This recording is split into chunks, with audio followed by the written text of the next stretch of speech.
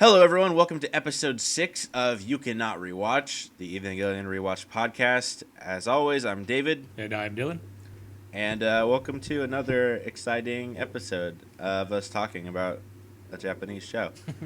Today we're talking about episode 6, which is the second of the two-parter of this of the Rei arc. So we watched Rei 1 last week. This is Rei 2, so make sure you've watched episode 6, or at least are familiar enough with it to understand all the things we're talking about in this podcast. As always, if for some reason it's your first episode, we spoil everything, so don't do this unless you've watched it. All right, that's probably the last time I'm going to say it, because I think people get it at this point. I hope so. Yeah, I don't assume people are starting here.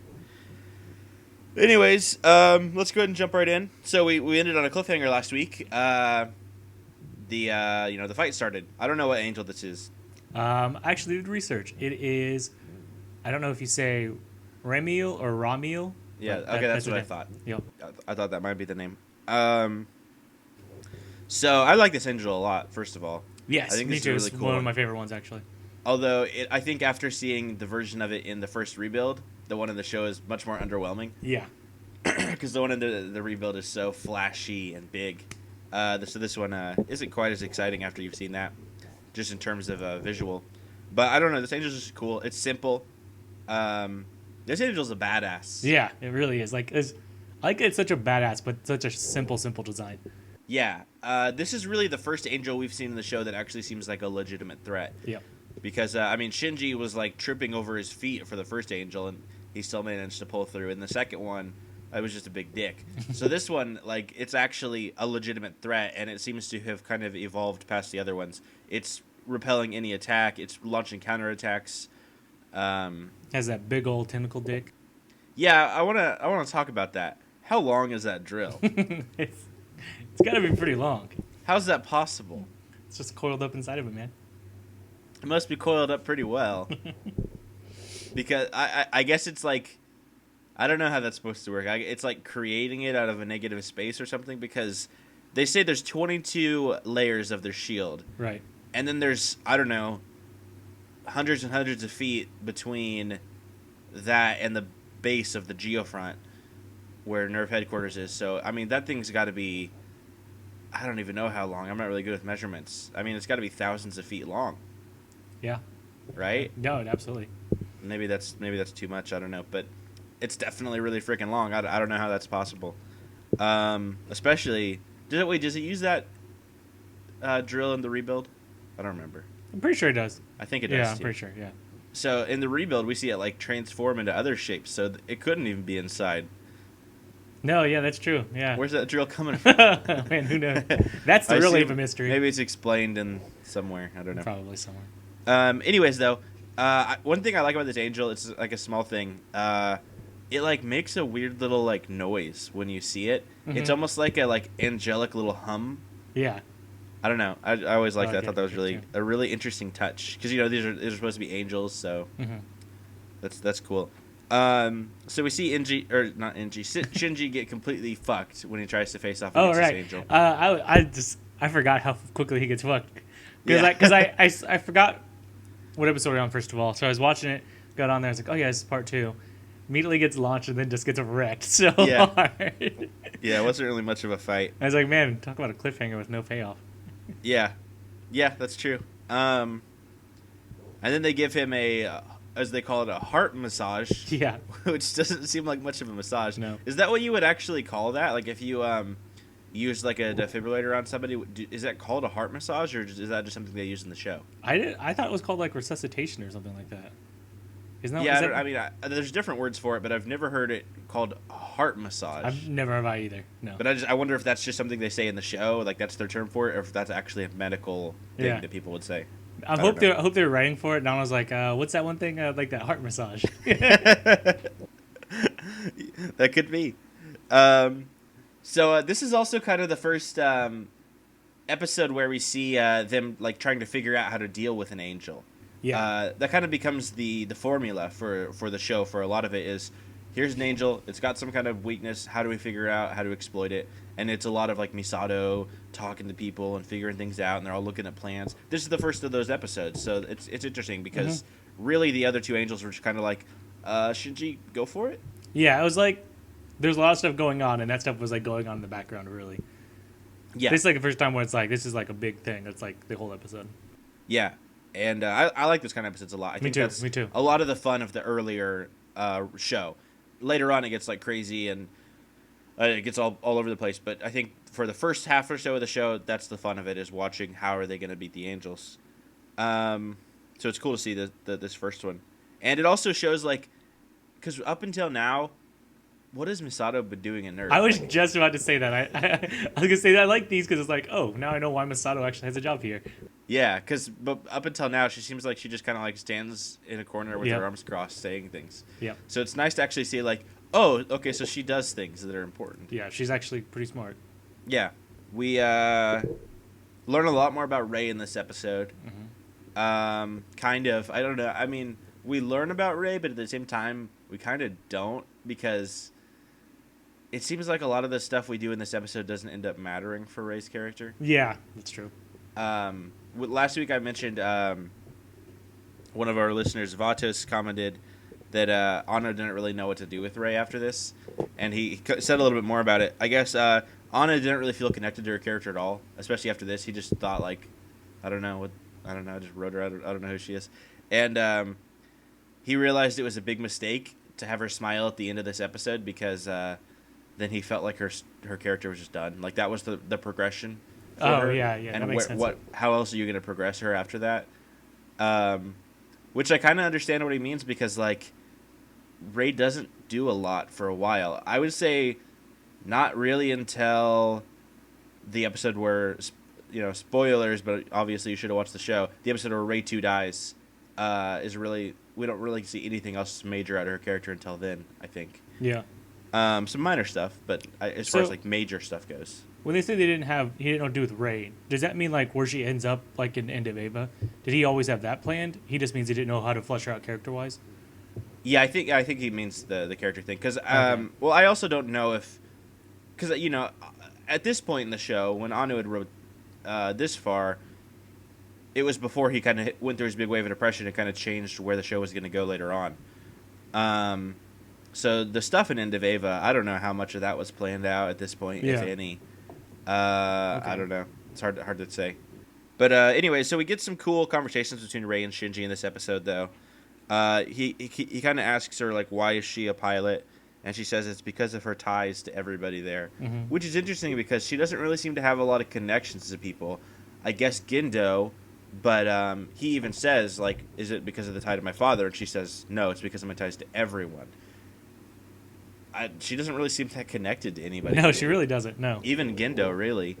So that's kind of an interesting thing for her to say. I always wonder if she says that because she actually means something there, or if she just says it because it's a response that she thinks is right to give. Yeah. You know what I mean? And she says, like, because, I just feel like a lot of Rei's character is she really feeling these things, or is she just saying these things to fill the role of a person? Because Right. that's what she's kind of programmed to do. Well, that's what I was kind of wondering too when she tells Shinji that's like, "Don't worry, I'll protect you." Was she saying that because she really feels protective of Shinji, or because like she thinks that's what he wants to hear, so she's going to tell him that? Yeah, I wonder that too. I mean, I think especially with where, because I mean, ultimately in End of Evangelion, she does support Shinji and give the power to him, and that seems like her choice. But I always wonder in these earlier episodes if these are really she's making choices on her own, or if she's just going through the steps because she's supposed to. But yeah, she also says she's doing it because she has nothing else, which is true. Shinji kind of gets like depressed by that, but I mean, it's literally why Rei exists. Yeah. So I mean, I think that's not a statement. And then we see the fight. I guess it's not really a fight per se, but it's still cool. I think they have a lot of really cool like lighting effects in this episode. Yeah, the reverse failed shot's so cool. Yeah, yeah. There's some cool stuff in here. I'm really glad they did this fight again in the rebuild. And Yes. then, this wasn't one of the ones they cut, because it is an important fight, especially for Rei's character. And you know what? I know we're trying not to talk too much about the rebuilds, but since it is kind of different, I bet that's why Rei's character progresses a lot differently in 2.0. Yeah, probably so. Because Anna realized, like, I didn't really know what to do with her the first time around, so since I kind of have a second chance at this, and I can create a new like alternate universe, I'm gonna make Rey like better. But of course, a lot of people don't like the new Rey, so maybe not better. But I mean, it just depends on which. I don't know. It depends on your taste, I suppose. It is. Personal But after, so we see the fight, and I don't know if there's really much to say about the fight. It's cool. It looks cool. Yeah. But yeah, I don't know. I kind of like these fights more than like the other ones where there's just like a typical what you'd expect or what you'd expect in like a mech fight kind of thing. This one's more like strategic and like stuff like that, and there's more to it. I really like that. I think it's a lot more interesting. Yeah, I was thinking about that too. When they were like lighting up the rifle shots and stuff, it's just like, this is such an unusual kind of fight to see in a show. Right.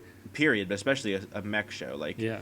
It is really different and unique. So it was super cool too, seeing when they're building up the operation, like going to all the departments and like literally showing you how like they put this entire operation together bit by bit. Instead of just leaving that unexplained, they straight up tell you everything. I think it's really cool.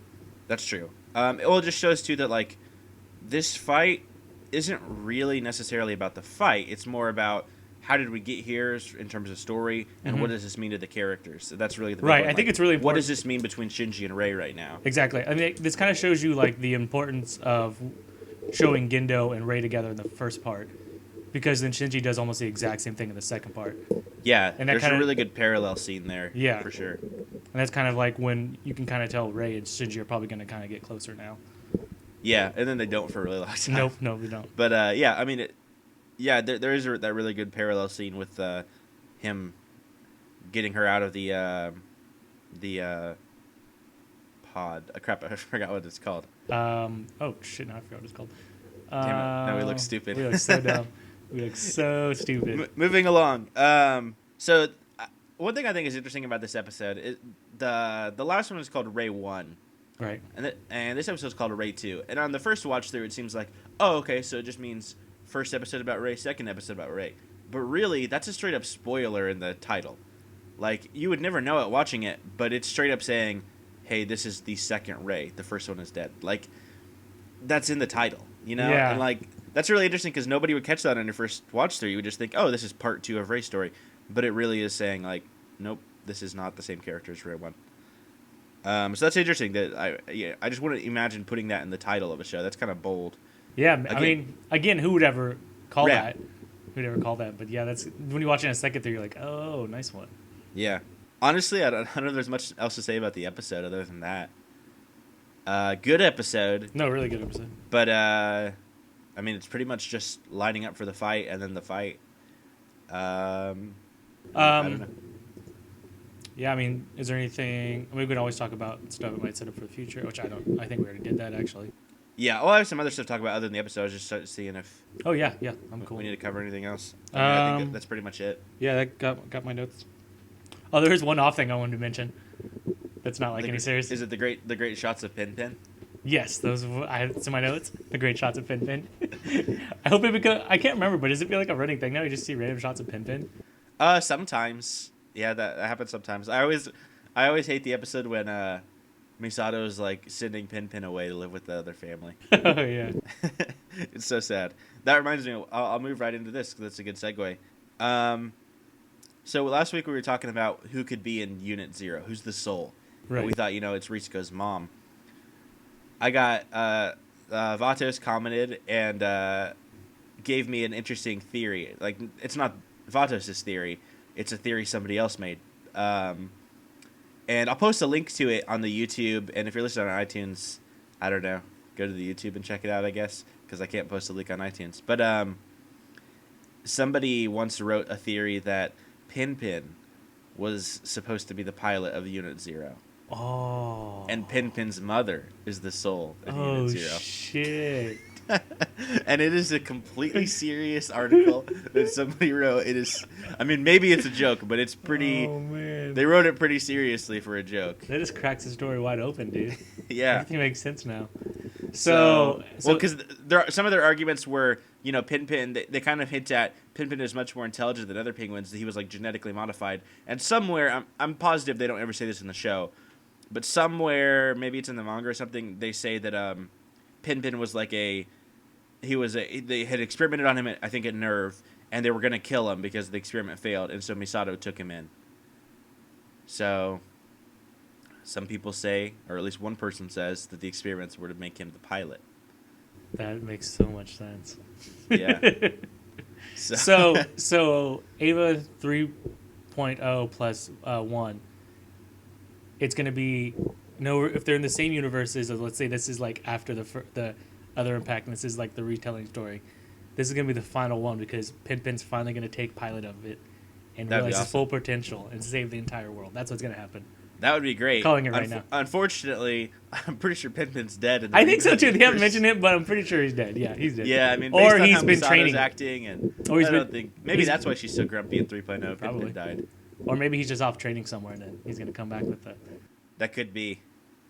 Yeah, I mean, you know, we say this every week. Like, if this happened in 4.0, I'd be totally fine with it. But honestly, if Pin like came out at the end in like a giant Evangelion and like saved the world or destroyed the world, whatever, I'm pretty much down for anything in 4.0. Honestly. He could do anything. Yeah, I feel like I've already got my original show. If 4.0 sucks, I can go back and watch this. Let's just get weird. Let's do something crazy. Right. Let's do something. He could do where you can kind of see it going now, and it'd still be a pretty cool story. I'd be okay with it. Or you can get weird as shit with it, and I'd be totally cool with that too. Yeah, because I mean, If I leave the theater and I'm like, everybody's like, man, that fucking sucks so much, but I'm like, dude, that was awesome. Then Yeah. it probably was good, and I'm okay with that. yeah. Well, I mean, straight. I mean, I think already most people will be disappointed with it, just because a lot of people are disappointed with the rebuilds as they are. Yeah. And Anno doesn't. Well, I don't. You know, I understand that maybe you don't like the rebuilds as much as the show, but Anno's whole thing is playing with your expectations and surprising you with things. So I always am surprised when people are like, "Oh, that's just not what I wanted." I mean, but nothing from Evangelion is what you wanted. That's the point. Like, Yeah. When you first watched Into Evangelion, did you think that's exactly what I was hoping for? I mean, surely nobody thought that when they first watched Into absolutely not. Evangelion. It was just like, what the fuck is this? And like, it's okay if you liked it the first time. That's not what I mean. I just mean like, it's certainly not where you thought it was going to go, right? No. And I think 4.0 will be the same way. Like, I think it'll be great, but it's not going to be anything you could ever imagine. It's going to be like, what the fuck?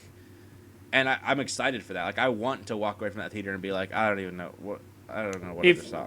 If you didn't take the hint that he made a big announcement for teasing something for it, and it was 3+1, and you're gonna be disappointed by anything he does with it, then I don't know what to tell you. He's basically he exists to fuck with people. At this point. he's like, you should know what he's trying to do by now. That was the biggest like fucking with people ever, because it had been years since any sort of announcement in Japan about this stuff. Yeah. So him doing that would just be, I mean, come on. You know what you're getting. Yeah. All right, let's bring it back for a second. So back on the Unit Zero Soul thing, aside from the obviously it really is Pin's mom. Yeah. But let's talk about what Real it talk. might be, even though it's obviously that. Right. So, you know, we kind of decided it was Ritsuko's mom, which I still agree with. I'm pretty sure it is. Apparently, the popular theory is that it's Rei 1's soul. Oh. Interesting. Yeah, I thought that was really interesting. I'd never even considered that. I'd never even thought that like Rei 1 could be in there. But at first I was kind of like, that's a neat idea, but I don't know about that. But the more I thought about it, it kind of does make sense in some ways, because if Rei 1 was in there, that could explain a lot of the issues with synchronizing with Rei 2, because I mean, she fucking got replaced by her. You know, there's going to be some issues there. But it would also explain how they are able to be compatible eventually, because they do share the same mind and stuff. Mm-hmm. And it would still explain why they would want to kill Ritsuko when the unit goes berserk and tries to break into the thing, because Ritsuko's mom killed Rei 1. Rei 1, yeah. Yeah. That makes sense too. So it does kind of make sense. I still feel like it's Ritsuko's mom. yeah, it's not the that theory makes I sense. want to subscribe to, but it's an interesting theory. I think it has some merit. That has a lot of merit. Not as much as Pin's mom, but it has. Right. Well, obviously, But still some good points. Yeah, yeah. So we actually got a couple of emails I was going to talk a little bit about. Josh Dunham emailed us and was talking about a couple things we mentioned before. When Kinsuke and Toji in episode 3, when they get into the cockpit with Shinji, and there's like, they say for a second there's interference. So we kind of mentioned like, why did they say there's interference if there's no interference? Because it really doesn't matter to the fight. They like bring that up as the point, and then it doesn't matter. But then later on, when Shinji gets in with Asuka, there is like an issue, and she's like flipping out on him. Right. And I think we kind of mentioned like, well, that's probably because Asuka is just like really particular and like wants to kind of, especially in her first episode, she kind of just wants to be a bitch to Shinji. But yeah, he kind of brought up that like it could be because when Asuka first gets in, she says there's interference because she's speaking German and Shinji's thinking in Japanese. Oh. So that I think that makes sense because at least in the other one, they're all thinking Japanese, and so that could throw it off. And also, since Shinji's a pilot too, he's automatically like thinking of certain responses and stuff that are different from Asuka's. Whereas Kinsuke and Toji were probably thinking like really simply like, "Hope we live," and they weren't like trying to come up with like complicated stuff, so it wasn't as confusing. So yeah, that kind of makes sense. That makes a lot of sense. He also brought up about Shinji's backstory because we don't really know like what we said like. He says he's raised by his teacher, but that's like really fucking vague. Right. And every once in a while he'll mention like, "Oh yeah, my teacher wanted me to play cello," but it's like really vague shit. It doesn't really give us any details about his life. The most we see is like a picture of him standing at the side of the road crying that we see sometimes when he thinks about Gendo. But yeah, they mentioned like they felt like that was kind of a cop out to never go back and show that, which I can understand. But again, Anno, he likes to be vague with his characters. He likes to leave kind of mystery to them. Yeah. I mean, look at Gendo's character. What do we know about Gendo throughout the whole show? Touche.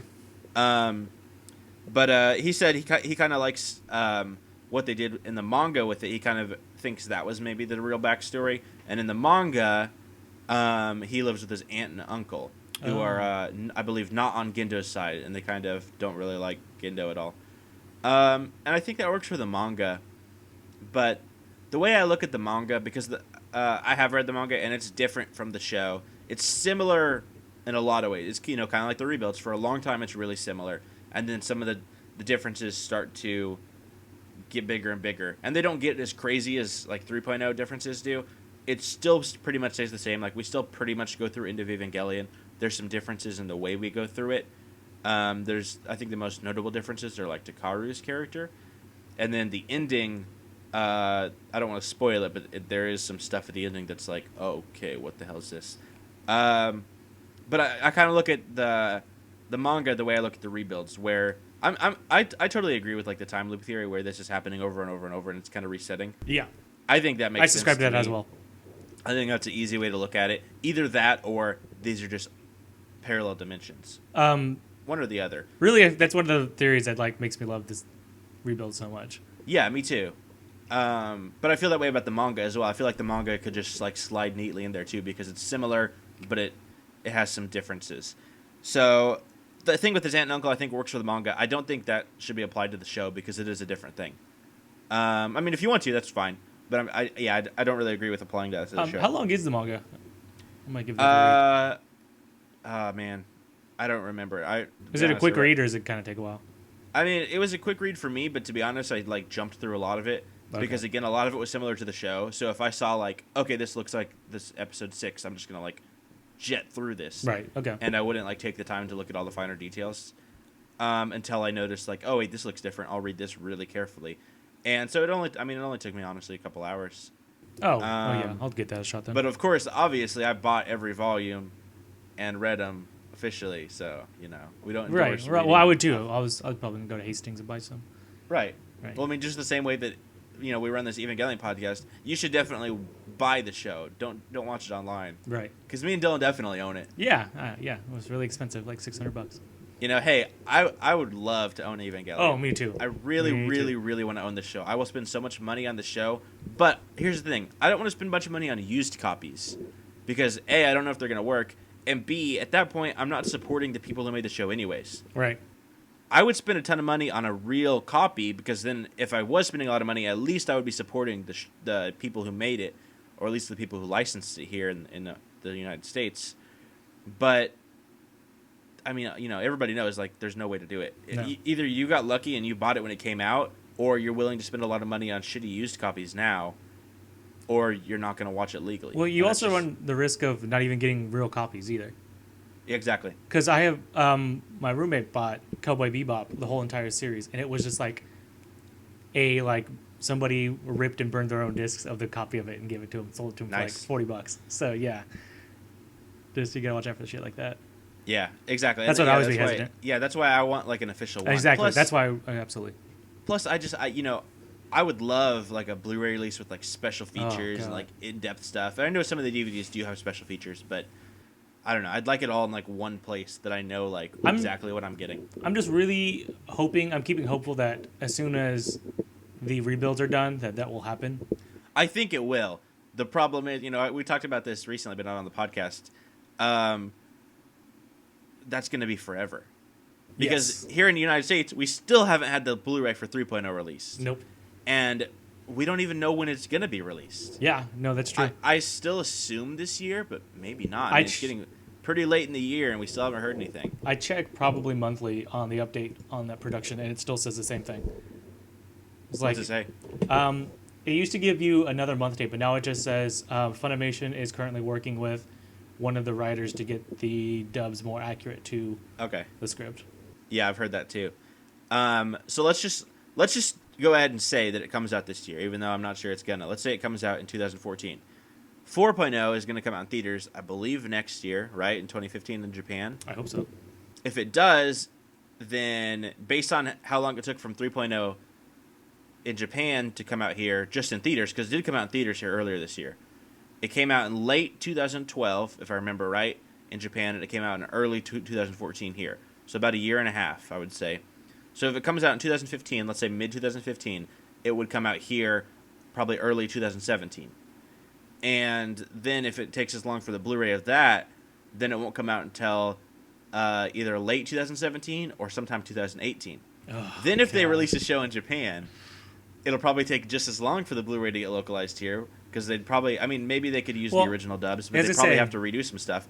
So we might not get the show until 2020. Because the thing is, if it does get released here, I'm willing to bet that Funimation's going to be the people to pick up distribution. Yeah. If they pick it up, wouldn't they have to redub it since Ganex does all the other stuff or whatever? They might, yeah. So yeah, I don't know. That would be... It would depend on the licensing and the copyright stuff. I don't really know all the legalities of that. They might be able to, buy out the original versions and release them, but they might not. And either way, I don't think we're getting it before 2020 here in the United States. God damn it. That could be wrong. That's a crazy I hate exaggeration of an idea, but I believe it. I don't think we're getting it before 2020. I hate having the realization of things I enjoy as a young adult. I'm going to have to wait till I'm an older adult to. Yeah. Oh, I hate finish. the fact that I watched and loved the show when I was 18, and I'm not going to be able to own it until I'm 30. Yeah. Fuck, dude. That really sucks. I don't want to think about being 30. That's still so long away. Yeah. But by the time this show comes out, I'll probably be 30. That sucks. Yeah. That sucks. And you'll be even older. Yep. 31. I don't want to be 30 before I own this show. But anyways, oh yeah, another thing about the show, which you and me will have a conversation about this too, but just in case anybody else is wondering, somebody else emailed us, Eric Roman, and he was wondering, when we get to later in the show, I think it's 5 episodes, 21 through 26, they have the original versions of the show and the director's cut versions, which have additional stuff. And there's a few minor changes between versions as well. And he was wondering, which are we going to do if we talk about that? Are we going to do the director's cut versions or the original, since there's some differences? Not just with added features, but apparently there's a few scenes that are actually different between those two. So we don't know. We haven't even thought about that. We haven't thought nearly that far ahead. Honestly, we're surprised anyone's listening at all, so we're happy to just be making it as we are. That's still a long ways off. Those are only the last, 5 episodes of the show, 5 or 6. Yeah. And so we'll figure that out if anybody else is wondering. And I'm actually not even sure what version of the copies I have are. Oh, really? So I don't know if I've actually seen those or not. I think I've only seen the director's cut versions. I don't think I've ever seen the others. You might not remember this off the top of your head, but you know the episode where they do the whole Nerve backstory? And they show, Feudsky is, a young guy, and he meets Yui, and... Oh, yeah. Yeah. Do you remember if at the beginning of the episode, if it starts out with, found footage of, somebody recording the first Angel, Adam, attacking and destroying the research lab? It's, shitty, shaky cam, somebody, running around and, filming, and, you see the... It looks like Evangelion Unit 1, and it's, destroying buildings and stuff. No, I don't know if I remember seeing that or not. Okay, well that's how that's the to me that's the scene I always think of when I think of the director's cuts. Okay. There's a lot of other scenes, but to me that was the big one that was like, Well, I feel like why wasn't this in the original episode? might have, This is 'cause a I think- fucking cool thing. I think I might. I don't know. I'll have to double check. Well, because I had to download it again because I lost my other ones. But I do think the ones I had first, I thought I had gotten from you, but maybe not. So I think they'd be Okay. the same, but I'm not 100% sure. Okay, yeah, they might be the director's cut then. Although actually the files I had wasn't the director's. Oh, okay. Then no, it's not. It's not. Okay, because when I first watched the show, I only streamed it online. I didn't download it. And then when I went to rewatch it later, I downloaded the whole thing. Mm-hmm. But when I got to those episodes, I just didn't watch the downloaded files I had because I couldn't find downloads for the director's cut. So I just went and streamed those again. So yeah, but I mean, I said that, but obviously we own the DVDs, so Right. no worries, everybody. I mean, yeah, that's what I meant. I meant borrowed from you. Right. Yeah, I forgot what discs I owned. But anyways, I think that's pretty much it. Thanks everybody for commenting and emailing. Yeah, That's always really cool. definitely. I always like to see that stuff. Do some more of it. Let us know what you think. Oh, also I forgot. We finally got our first criticism. Oh, perfect. And I don't know if I should be as excited I am to hear negative comments.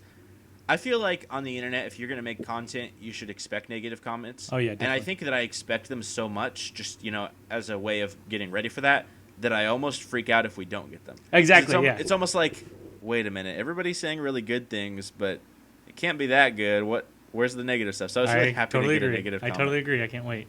It was also from Eric, who asked about the director's cut. He just mentioned, and he said it nicely. And it wasn't like a mean comment, because I don't like negative comments like, "You dudes are gay." Comments like that are like, seriously. But if it's a legitimate criticism, like, man, you guys have like way too much noise in your recording or stuff. It's like, yeah, we do. You're right. I appreciate it. And he's just said, like, he really cringes a lot of times when we'll be like, hey, what's this thing called? Oh, I don't know. Because he did that earlier in this episode too. Like, what's the pod they get in? A plug? By the way, it's the entry plug. Entry plug, Um, yes. See, we remember it. Just took us a minute. Yeah. I think, though we are really big fans of the show, we're not maybe the most knowledgeable about certain things. And I try to pay attention and like remember all the names for stuff, but there's a lot to remember. And it has been a while since I've watched it, and you've only ever watched the series once. And of course, a lot, terms like entry plug go for the rebuilds too, and you've seen the rebuilds more. So we should just know that stuff. But it's easy to forget certain things, so we do kind of mess up and we do forget stuff. And also, I think a lot of the people that watch our podcast are like really, really, really big Evangelion fans. They're not more casual. And I think, we're both really big fans. I wouldn't call us like casual watchers of it. But I think when a lot of people watch a show like Evangelion, the first thing they do is when they finish it, they will go online for like months, maybe years, and like read every theory, like learn the actual definitions for everything, find backstories for stuff. Right. And that's really cool. We don't really do that. No. I mean, I we did kinda that. I did that when I finished, but that was like a couple of years ago. So. I don't even really do that. I used to do that for shows. I did that for Lost when I watched it all the time, and like I would do that for video games. I spent like 2 years on Shadow of the Colossus forums trying to find the 17th Colossus. But I think by the time I watched Evangelion, I'd kind of like burned myself out on doing all of that stuff, and I like taking something for what it is. Like Hideki Anno made the show, and this is all it is, just the show. So I kind of just watch that. I don't necessarily want to go read all the other stuff on it, though that stuff's really interesting. And no offense to anybody who likes that stuff. Just me personally, I like the thing that was presented to me, not necessarily all the things that weren't. Right. To me, if it wasn't in the show, it wasn't in the show for a reason. If Hideki Anno didn't specifically have an episode where he told you the name of every single angel throughout the whole show, then I don't feel like that's information I need to know. And I understand we may make some fans mad by that. Sorry if we do.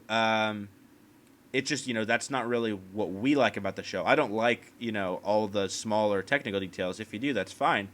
I just like to me, what I really like about Evangelion is all of the mystery and things it suggests, and all the things you can talk about and think about later. It's really a show that like really makes me want to go deep into it and think about all these certain things. So when it comes to things like, what did Ritsuko say to Gendo at the end of Evangelion? That's stuff I want to talk about and think about. But I don't want to necessarily know like what it's called, like what every part of the Evangelion is called. That doesn't really matter as much to me. I'm more into like the deeper philosophical and psychological stuff. The questions that like you can tell Otto like presented to you straight up. Yeah, exactly. Because I know a lot of times people will talk a lot, and we haven't mentioned this at all in this podcast. People will talk about the religious symbolism in the show, Right. and though that is in there, Anno has said himself that's in there for looks. Yep.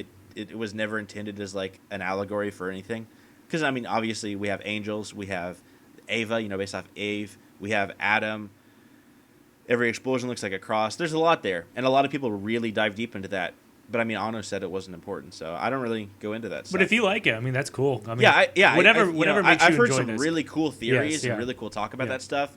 It's just people appreciate different things about the show. That's Right. one of the things that's cool about Evangelion. Exactly, that's what I love about everybody, everybody can kind of take away their own thing from it.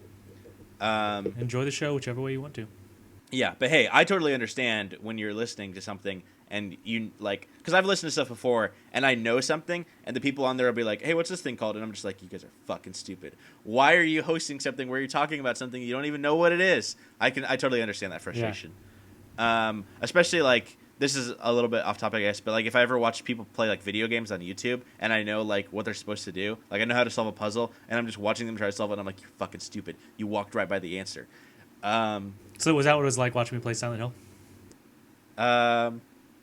No, not really, because I was telling you what to do anyways. That's true. Anyways, so I think that's pretty much all we have to talk about. Again, thanks so much for all the comments, guys. We'd love to hear more, and we're fine with criticism. Again, we don't want comments like, you dudes suck. But if you have like legitimate criticism, like, and stuff, what can we do better? Stuff like that. Yeah, definitely. Because I mean, we do try to improve the podcast, and hey, I know the audio quality is crap. I would try to work on that. There's not a lot of options we have because we don't actually record this podcast together in a room or at the same location. We record this 3 hours apart from each other. So we do have some issues with being able to record really great audio. Also, we don't get anything for this podcast. Like maybe 20 or 30 people are listening to it. Which is it's awesome. Not like we're making money. So yeah, that's awesome. We really appreciate that. But we can't like buy expensive microphones and stuff. Yeah, I'm using a Rock Band mic, so. Yeah, I'm using a Rock Band mic as well. I think usually with Rewatch podcasts that I've seen, like recent ones like the Lost Rewatch and the X-Files Rewatch, which is kind of like based on those, I kind of decided I wanted to do this Evangelion one. But those are like, they have like celebrity hosts and they get like celebrity guests on there all the time. Those are like, real people. We're just a couple dudes who like a show and realized that nobody else was going to make this podcast, so maybe we should. That's pretty much it. There we go. I'm glad anybody watches it. Me too. But, I'm thrilled. So you can, if you're listening on iTunes or whatever, and you want to see like our links and stuff, because again we post, or at least I'm going to post a couple links in the YouTube on this one. Check us out on YouTube. We're youtube.com/thewetrats, spelled just how you think it would be. And I've said this before. We do other videos too. If you don't want to watch those other videos, that's totally fine. They're nothing to do with Evangelion. They're stupid comedy videos we do. And if you just want to hear the podcast, you can subscribe on iTunes by either searching Evangelion Rewatch or just looking up The Wet Rats. You can also subscribe to our RSS feed. You can find the link to that in our YouTube description. And you can find us on Twitter if you want to follow us for updates, but we do update about our other videos as well. But we are twitter.com/@thewetrats. And if you want to email us, you can email me at thedavidmaher@gmail.com. That is TheDavidMaher@gmail.com. You can, if you don't remember that, you can find the link for it in the YouTube. Sorry if I didn't sound that enthused when I was reading all that. It's a lot to say, and I didn't want to be that excited while I said it all. That's the best we have for our email. Honestly, thanks to Google making YouTube extremely difficult to run. So that was just the email that the Wet Rats was set up through. So sorry it's not like the Wet Rats or something at gmail.com. All right, anything else to cover? Anything else we need to say? No, I'm good. I think it's everything. All right. Cool. So next week we're going to be talking about episode 7, which is going to be an interesting episode. I'm excited to get into that one. Let's do it. And so make sure you've watched it or have read up on it or whatever you need to do to get ready for that. And we will see you then. Later, bozos.